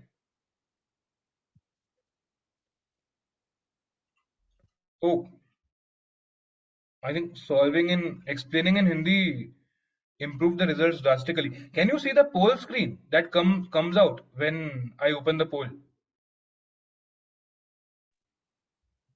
No sir. ये अच्छा, ये सिर्फ मुझे दिखता है क्या? मतलब हाँ, आई एम हाँ. Seeing on the screen 81% are clear, 19% are not clear, अब दिया करो ना sir. 73 people have answered, all that stuff. Only I can see this. आपको ही दिखता है सर. अच्छा अच्छा, okay. I mean participants chats ये सब तो मुझे दिखती हैं, बट आई थॉट ये शायद दिखता होगा. एनीवेज ठीक है. So it actually did. Earlier I was having 50-50 poll ratio. After I explained it in Hindi, 80% people became clear. So that's a thank you Chanchal for asking me this, because I would never have done this, right? Because like I prefer. उसको दो language आप अगर करोगे तो फिर वो ज्यादा easy पड़ जाता है. You are right, you are right, you are right. But the thing is, मेरे दिमाग में it's like English is more kind of common to more number of people, right? Even our friends who don't understand Hindi can understand English, and you guys can anyways understand English, so that's why. But this is a very good ninja technique. I mean, this I didn't know. Okay. So yeah. Okay. Thank you, Chanchal. Shubh, I'll let you go next. Yeah. Hello sir. Yeah. Sir ये आपने जो कुछ बताया समझा sir, पर ये array क्या जतला रहा है सर, क्या बतला रहा है वो समझ में नहीं आ रहा है. What array is telling us is ith element is telling us for ith flower on which day it will bloom. मतलब array elements अपन को बता रहे हैं कि किस दिन पे वो पर्टिकुलर फ्लावर खिल जाएगा. तो अगर मैं 0th इंडेक्स पे हूँ, 0th फ्लावर है क्या वो? हाँ, 0th फ्लावर फर्स्ट डे को खिलेगा. अच्छा. फर्स्ट इंडेक्स वाला फ्लावर यू कैन से 1th फ्लावर 10th डे को खिलेगा. ये फ्लावर तीसरे दिन खिलेगा. This flower 10th day, this flower 2nd day, right? ये बता रहा है वो. समझा? चौथा फ्लावर दूसरे दिन पिक किया। इसलिए कि हम लोग क्या करें, हर दिन आके देख रहे हैं कितने फ्लावर्स हो गए, कितने फ्लावर्स हो गए, कितने बुकेज बन सकते हैं, उस टाइप से अपन कर रहे हैं। सर वो तो 10वां दिन है ना, पर सर मतलब 10वें दिन कैसे चेक करेंगे? 10वां दिन जाएंगे कैसे डायरेक्ट? पहले दिन से 10वें दिन कैसे चले जाएंगे? पहले दिन से देखेंगे ना। नहीं नहीं सर, वो इंडेक्स तो नंबर फ्लावर का नंबर है कि 0th फ्लावर, फर्स्ट फ्लावर। तो फर्स्ट फ्लावर 0th फ्लावर को देखेंगे तो वो हो जाएगा कि ये पहला दिन में खिलेगा, और दूसरा फ्लावर तो 10वें दिन खिलने वाला है सर। हाँ, तो उसको जाके चेक कैसे करेंगे सर? मत करो, ये खिल रहा है ना सेकेंड डे, ये तो खिल रहा है। थर्ड डे का आके देखा, ये भी खिल गया। अपने को तो 3 फ्लावर चाहिए ना। हाँ इस एग्जांपल में the good thing is k is equal to 1, that means you only need, जो प्रॉब्लम स्टेटमेंट है k adjacent flowers, so you only need 1 adjacent flower, और यू कैन से एक ही फ्लावर चाहिए। तो इस बार तो अपना काम चल जाएगा ना। तीसरे दिन देखो 3 फ्लावर खिल चुके हैं, make 3 bouquets, make 3 bouquets, right? So उस टाइप से we will do. Okay okay. तो आई हम टेल यू, मतलब जब अपन yes, कोड करेंगे ना तो हाँ। ये k वाली कंडीशन और क्लियर हो जाएगी। वेरी सिंपल कोड, तो यू हमारे रिमेंबर। पास ये हाँ, सर, ये सर हमारे पास मतलब एक एक ही फ्लावर है सर, हमको एक ही फ्लावर लगाना है। इस बार नहीं बार नहीं नहीं सर, इंडेक्स में भी तो एक ही फ्लावर मिल रहा है ना। अरे फ्लावर एक मिल रहा है, दो जगह से तोड़ लेंगे ना। हाँ नहीं नहीं, पर एक ही फ्लावर का कॉम्बिनेशन बनाना है ना सर, ऐसा। नहीं, k इज इक्वल टू 1 है, इसलिए ऐसा कर रहे हैं।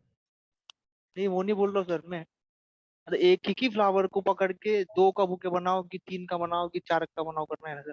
हाँ, हाँ ये हाँ। पांच पांच लेंथ की एरे है, मतलब 5 फ्लावर्स ही हैं अपने पास। Okay okay okay. इसमें k इज इक्वल टू 2 दिया होता है, उसका मतलब होता है कि 2 आजू बाजू वाले चाहिए टू मेक 1 बुके। एक हाँ उठाया, हाँ 2 उठाए, उसको मिला के हाँ बुके बनाया। हाँ हाँ। एडजेसेंट होने चाहिए वो, ऐसा भी हम्म, नहीं कि एक छोड़ के एक एक कर लिया, है ना।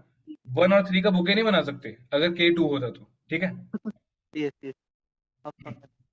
Good, okay, I think I'll have to go ahead. Okay, cool. Okay, so now this question does not seem like a binary search question. There's no, there's nothing to hide it. ये question binary search का तो नहीं लग रहा है देख के. But let me tell you where exactly we will use binary search, because the array is not sorted. The question is so mixed up and confusing. We need to first get our thoughts clear. Okay, so the thing is, do not think about binary search right away. Let's think about how we are going to solve this question. First, think about in which range my answer can fall. Okay, so tell me, if this is not the case, that means if the question is solvable, ये आपको पता है कि question solve तो हो ही जाएगा. In that case, in which range should my answer fall? What is my question? Minimum number of days I have to wait so that I can make bouquets. Why minimum? Because in this example, if we wait for 10 days, tab to all the flowers will be blooming. Take anyone, make any number of bouquets. But the point is, minimum is a special thing, right? Because that is one unique answer. Uske upar any answer you take, it's going to give you the correct number of bouquets.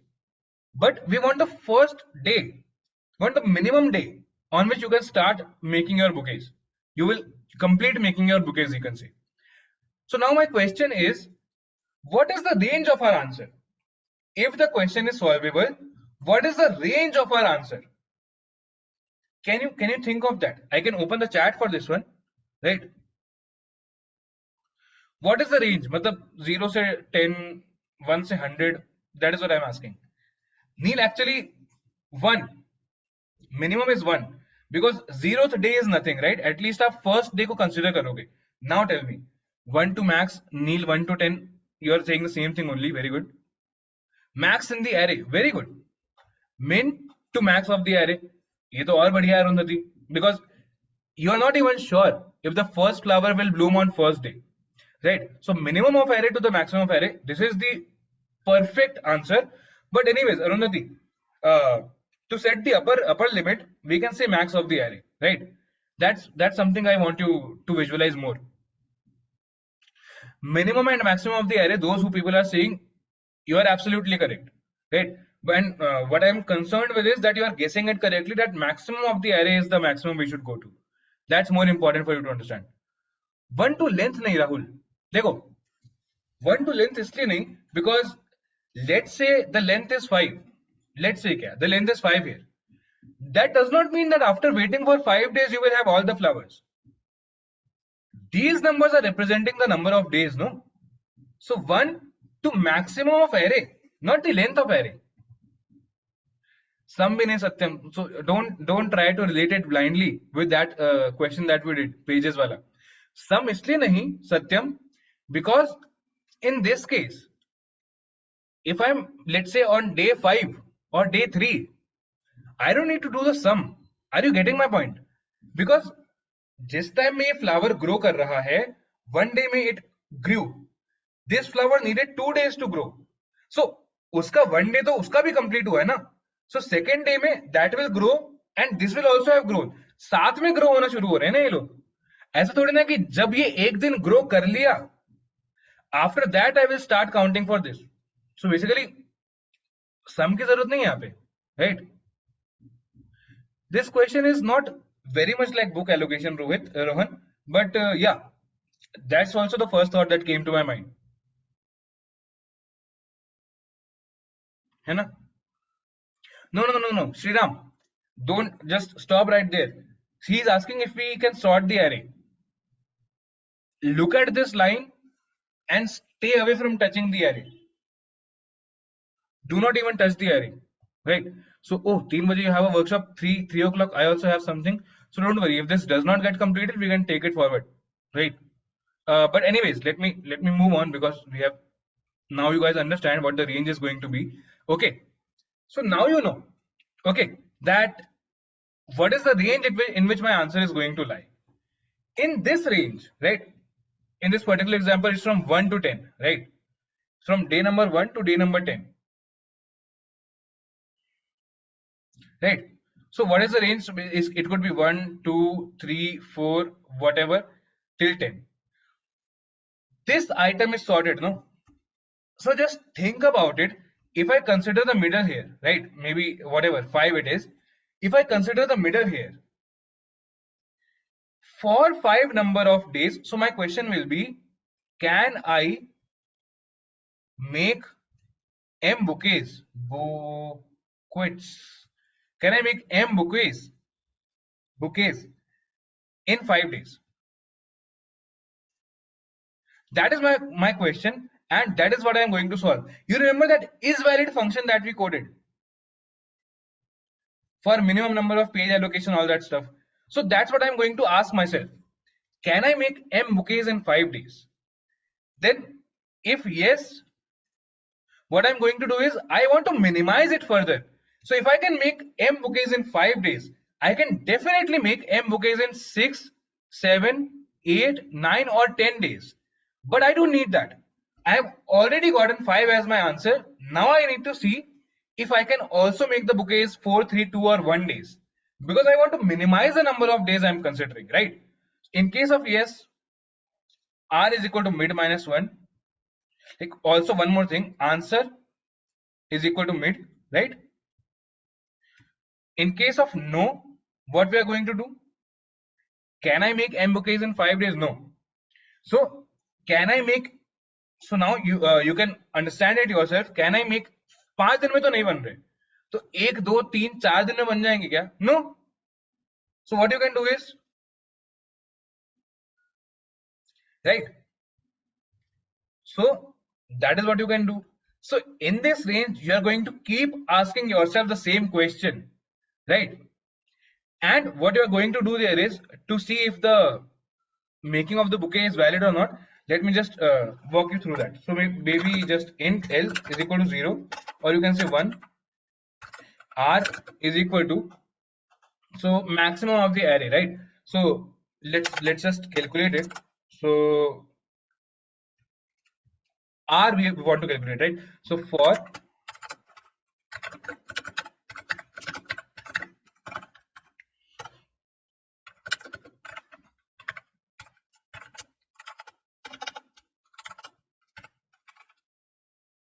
R is equal to math dot max of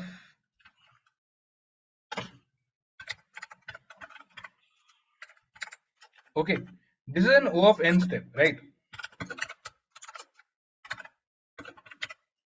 What we can also do is we can see from the constraints of the question ki after all what is the highest value that any array element in Bloomday can take, right? So that will give us 10 to the power 9, right? So what I'm saying is if you don't want to perform this O of n step, what you can do is here only you can assign R as the integer maximum maybe, or you can just call it 10 to the power 9. So basically 1, 1, 2, 3, 4, 5, 6, 7, 8, 9, right? So you can do that also.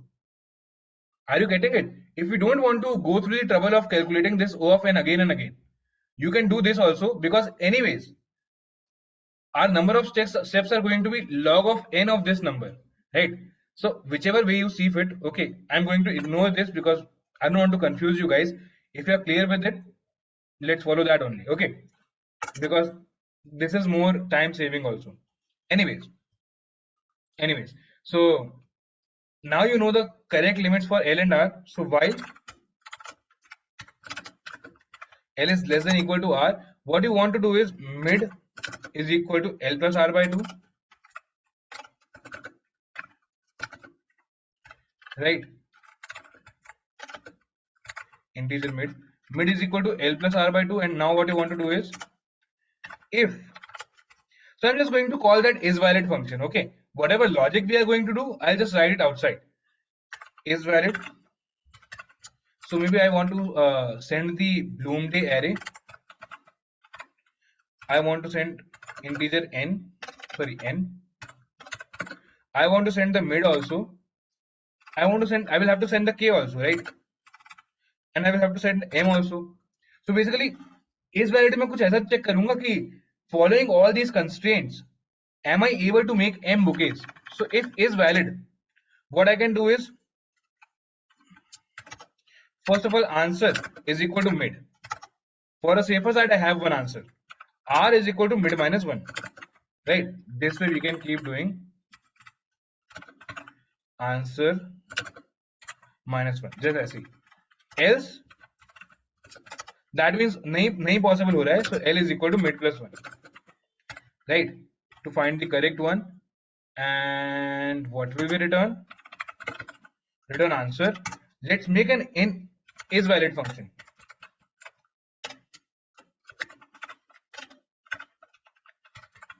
So is valid function is going to tell us if it's even possible to make m bouquets in the given number of days, right? If I consider this number of days, you know, as my condition, is it possible? So what am I expecting? Int Bloomday array, right? Integer n, integer m, integer k, integer mid, or you can say max. So basically in this function, what am I supposed to do?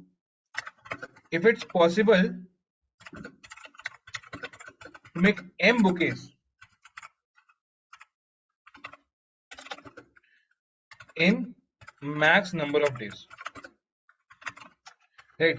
Or you can say just okay, let's keep it max only, right? So what you can do here is you can declare a variable to keep track of how many bouquets you are making, right? So you can start it with 0. You can also declare a variable to keep track of how many flowers you are considering for the particular bouquet, okay? So f is equal to 0. So now what you can have is, listen, like understand this carefully. I know you might be getting confused, but it's very easy. So just try to understand it, right? So int I is equal to 0, I is less than n, I plus plus, right? Let me see how many of you have dropped. Okay, 10 people have dropped since I have started explaining this. Not a very bad number. Okay, so I'll take 2 more minutes. After that, I will leave because you have a class after this. But anyways, we'll continue it sometime later. Okay, so don't worry. We are not abandoning this question, but it's just that I'm solving it using the code so that those of you who understand, at least those guys can take care of that, right? So for this condition, what I will do is, if if my flower is not blooming, that means if bloom day of I is greater than max, what I will do is I will set f back to 0. So basically, no matter how many flowers I had already considered, I will set it back to 0, because let's say I need 2 consecutive blooming flowers. I have already gotten 1. I need 2 consecutive blooming flowers. I have gotten 1. I can't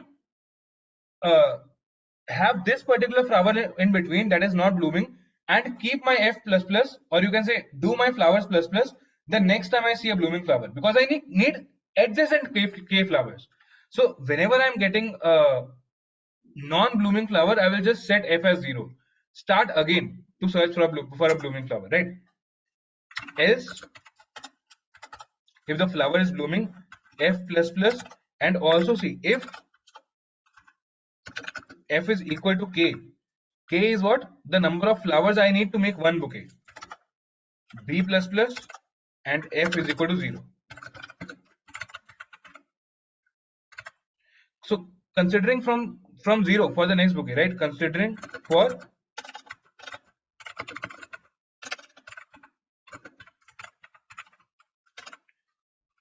the next bouquet, right? So this is what I will do.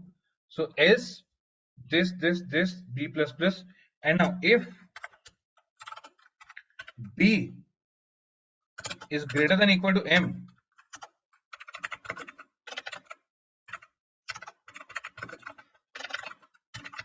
else return false. Let's see if this code runs or not.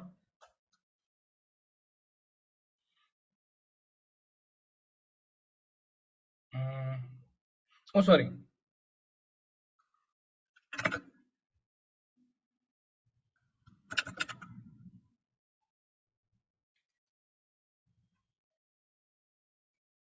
Okay, let's see if it works for the other test cases also.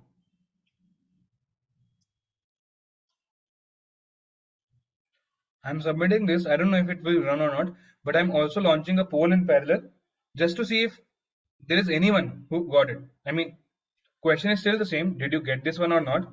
If you didn't get it, take some time, go through it once again, try to compare between this and the other question that we did. Allocate minimum number of pages, right?